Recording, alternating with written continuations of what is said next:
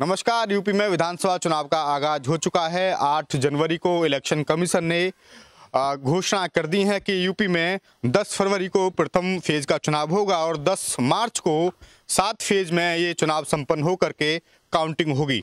तो मैं प्रथम फेज में यूपी की एक विधानसभा में हूँ जिसका नाम है बरौली। बरौली विधानसभा दिल्ली से लगभग 100 किलोमीटर की दूरी पर स्थित है और ये बड़ी वीवीआईपी विधानसभा कही जाती है। इस विधानसभा से लगभग 2 बार ठाकुर जयवीर सिंह विधायक रहे हैं जो कि इस समय एमएलसी हैं और बीच में जब वो बसपा में थे तो उन्होंने अपनी जो एमएलसी थी, जो विधान परिषद की सीट थी, उससे इस्तीफा दे दिया था और उसके बाद भाजपा ने उनको दोबारा एमएलसी बनाया।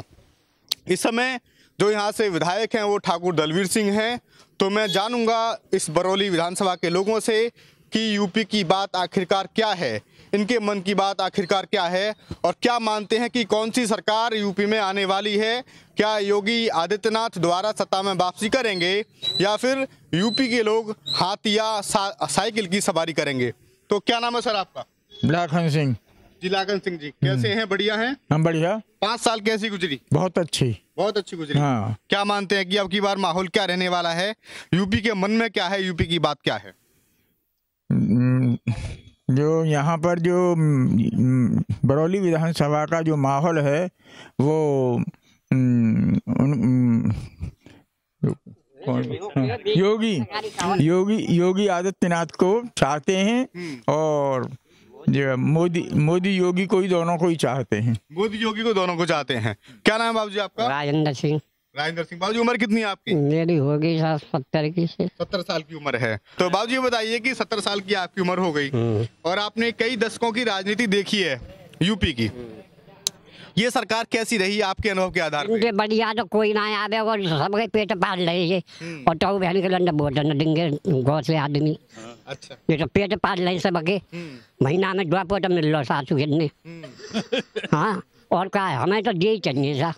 अच्छा, तो क्या राशन से सारे जो व्यक्ति के दुख दर्द है वो दूर हो जाते हैं? दूर भरे में मार रहे खूब, बिजली खूब आ रही है सा। हाँ। और कोई सब काम फिट है रहे, बहुत बढ़िया। और तेल मिल रहा है, चीनी मिल रही है, चावल मिल रहे, गेहूँ मिल रहे, रिफाइंड मिल रही है, सब चीज दे रहे, चना उड़द की दाल फल और क्या देंगे सासू ने। हाँ। क्या नाम है सर आपका? रमेश सारस्वत। सारस्वत पंडित जी हैं आप? हाँ जी। अच्छा, तो पंडित जी बताइए कि यूपी की बात आखिरकार क्या है। हम यूपी की बात को जानने के लिए निकले हैं, गाँव पहुंच रहे हैं। यूपी के दिल में क्या है, आपके दिल में क्या है? वही बीजेपी चल रही है सब दिल में, तो बीजेपी चल रही है। बीजेपी चल रही है। हाँ। क्या कमी रही सरकार में? देखो जितना किसान का हो रहा है, गाय साढ़े ये घूमने, नोटबंदी हुई थी उसमें आदमी घर से छोड़ दिया, प्रदेश के कार्यकाल पे आई। अच्छा अच्छा अच्छा। हाँ। परेशानी कैसी आई? ये खाद क्या आई कुछ दिन पहले, खाद ब्लैक हो रहा है, बहुत दिक्कत हुई है। हाँ। आदमी की 1 साल 1 महीना कम से कम पीछे जो है उसकी खेती होगी। क्या नाम है सर आपका? ऋषिपाल सिंह। जी सिंह साहब बताइए क्या है आपके मन में? मन में साहब योगी बाबा है हमारे में। योगी बाबा है? हाँ जी। क्यों?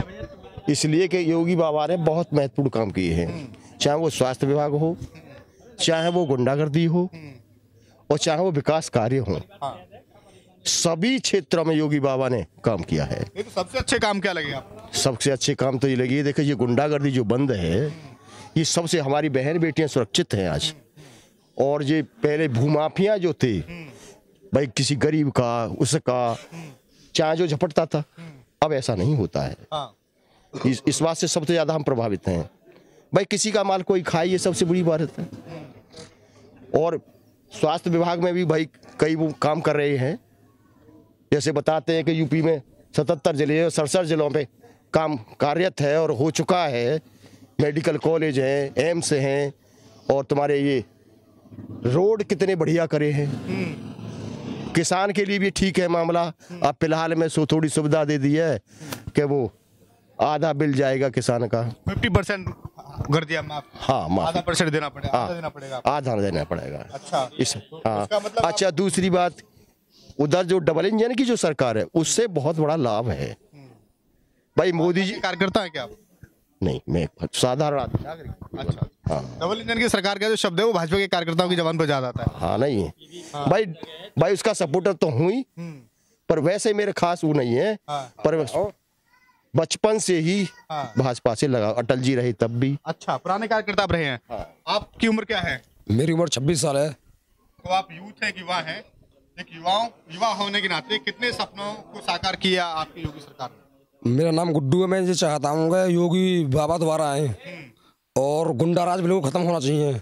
गुंडा राज तो भी है, ऐसी बात नहीं, हर गांव में, हर जिले में, अलीगढ़ में, हर जगह भाई गुंडा राज अच्छी तरह से बंद नहीं है। और वहाँ के बाद में जो हमारे गांव के डीलर साहब हैं वो दारू पिला के हमारे गांव के गुंडों को और उल्टी सीधी बात कराते हैं। हम बार गरीब आदमियों को पिक्चर खराब करवाते हैं हमारी। पिक्चर खराब करवा में? हाँ जी हाँ। पिक्चर कैसे खराब होती है? मतलब खामा खाम की बात, मतलब माँ बहन की गाई देते हैं। अच्छा हाँ। कौन डीलर साहब देते हैं, तुम देते हो? नहीं, डीलर साहब गाई दिलवाते हैं। अच्छा, किसको? हमारा गरीब आदमियों को, हम तो गरीब आदमी है, ठाकुर हम भी गरीब है, बहुत से दबंग आदमी है। और लोगों से गाली दिलवाते हैं आप? और लोगों को गाली दिलवाते हैं, गुंडागर्दी करवाते हैं। आपसे? मुझसे नहीं, और लोगों से। तुमको गाली दिलवाते हैं? मुझको गाई, मेरे बाप को गाई, मेरी बहन को गाई। अच्छा। और जो अमीर लोग हैं, हम तो गरीब आदमी है बाबूजी, हम क्या है? आपके गांव समाज के लोगों से कहिए इस बारे में। कोई मानता ही नहीं है दादा। तो योगी बाबा हमारे दोबारा आए और इस गुंडा राज को खत्म करें। आपके डीलर के गुंडा राज को? हाँ जी हाँ, इस गुंडा राज को बिल्कुल खत्म होना चाहिए क्या दादा। नाम है आपका? योगेंद्र पाल सिंह। योगेंद्र पाल सिंह। क्या करते हैं आप? खेती करते हैं अभी तो। खेती करते हैं। तो खेती इस समय 5-4 साल के दौरान मुनाफे का सौदा रही या घाटे का सौदा रही? मुनाफे का रही है। मुनाफे का सौदा रही। गौशालाएं खोली गई 4 साल के दौरान, 5 साल के दौरान, और कहा गया कि गौशालाओं में गाय भेजी जाएंगी, सांड भेजे जाएंगे। लेकिन सबसे बड़ी जो ज्वलन समस्या आ रही है देखने पर, वो आ रही है कि गाय और सांड दोनों खेतों में घूम रहे हैं। तो सरकार से आप क्या कहना चाहेंगे कि इसका नुकसान क्या किसानों को उठाना पड़ रहा है, नहीं उठाना पड़ रहा? किसानों को नुकसान तो उठाना पड़ रहा है। सरकार ने तो अपनी नीतियां बनाई हैं, लेकिन वो नीतियां कागजों पे ही इम्प्लीमेंट हुई हैं और वो पूरी तरह से लागू नहीं हो पाई। अच्छा, हुई हैं लागू तो उसमें ऐसा है कि 10-20 दिन हुआ है, गौशाला बनी है, उसमें 10-20 दिन गाय रही, बाकी सारी बाहर छोड़ दी। बाकी सारी बाहर छोड़। हाँ, तो किसानों को ही उसका नुकसान भुगतना पड़ रहा है। हाँ जी। तो ये खामियाजा जो आपको भुगतना पड़ रहा है, जो नुकसान आपको उठाना पड़ रहा है, क्या इस नुकसान के बावजूद भाजपा को आप वोट देंगे? जी बिल्कुल। क्यों? उसकी नीतियाँ ठीक हैं, काम तो वो कर रही है, लेकिन बीच में जो लोग हैं वो अनियमितता कर रहे हैं। थोड़ा वो है, सरकार को अपना रुख और सख्त करना होगा, जिससे और गाँव के सपनों को क्या भारतीय जनता पार्टी सरकार पूरी कर पाई है? जी बिल्कुल कर पाएगी। कैसे कर पाई?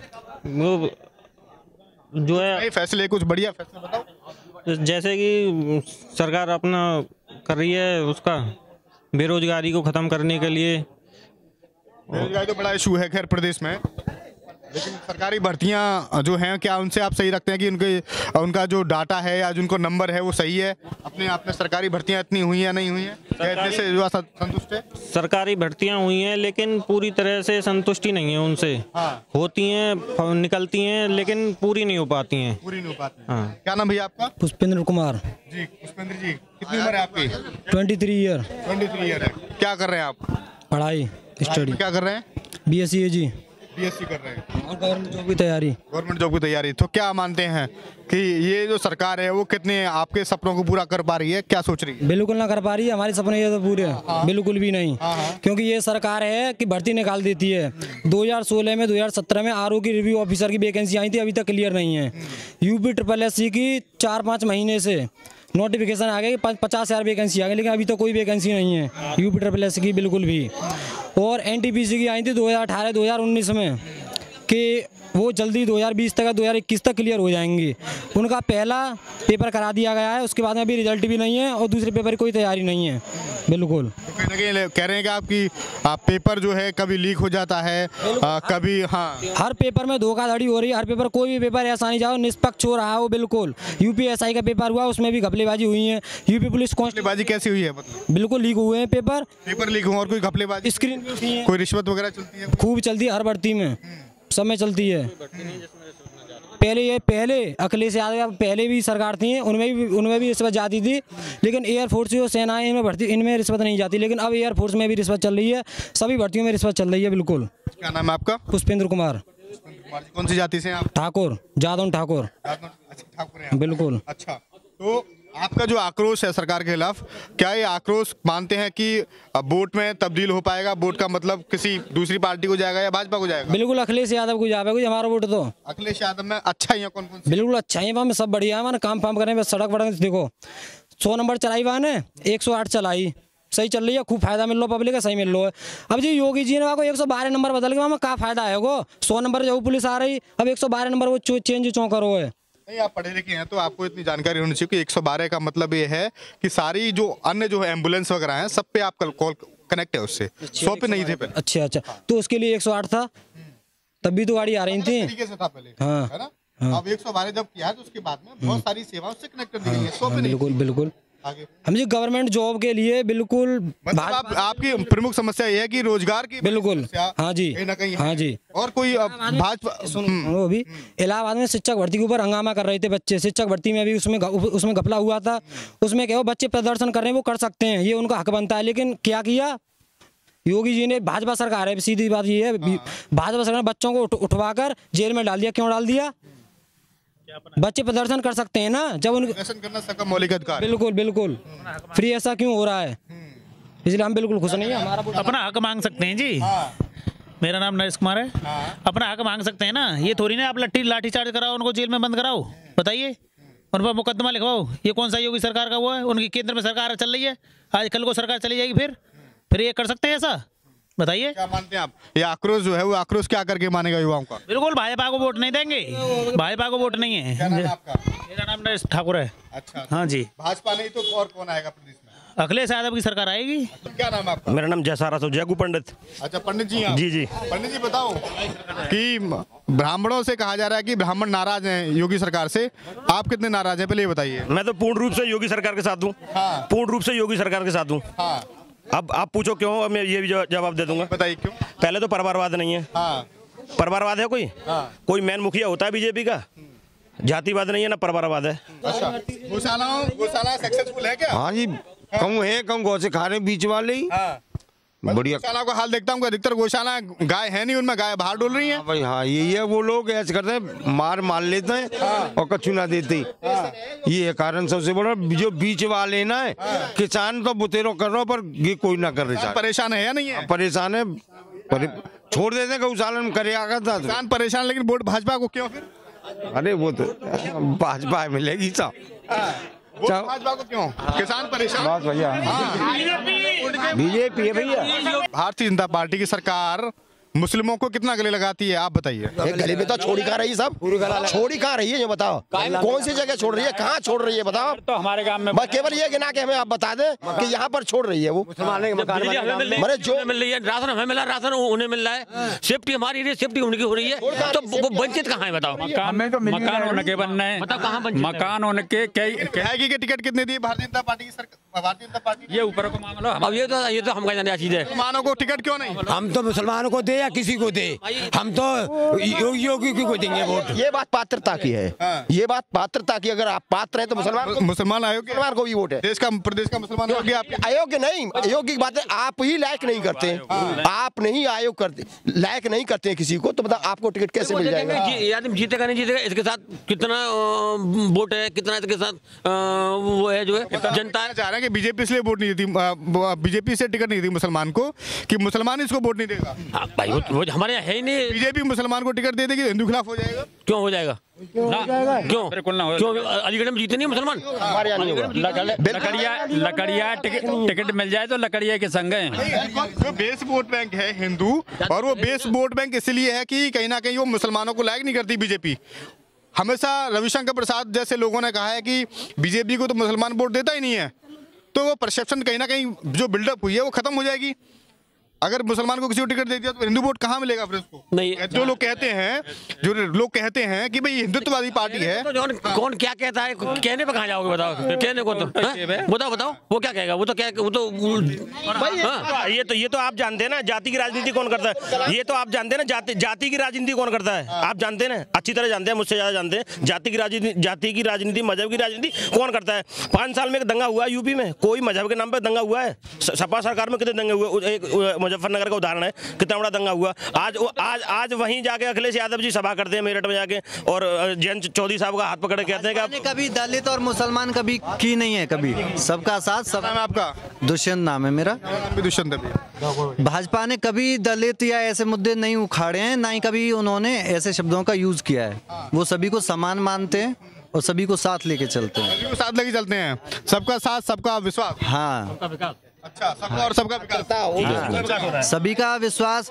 सरकार द्वारा जो योजनाएं, केंद्र सरकार द्वारा योजनाएं, उनसे मुसलमान भी उतना ही लाभान्वित है जितना कि एक हिंदू है। क्या नाम भैया आपका? मेरा विवेक सारस्वत। नहीं, जी बताइए। हाँ। आप उसकी सिलेंडर की बात कर रहे थे, सिलेंडर की बता दूं, बीजेपी सरकार से पहले सिलेंडर मिलता कहाँ था?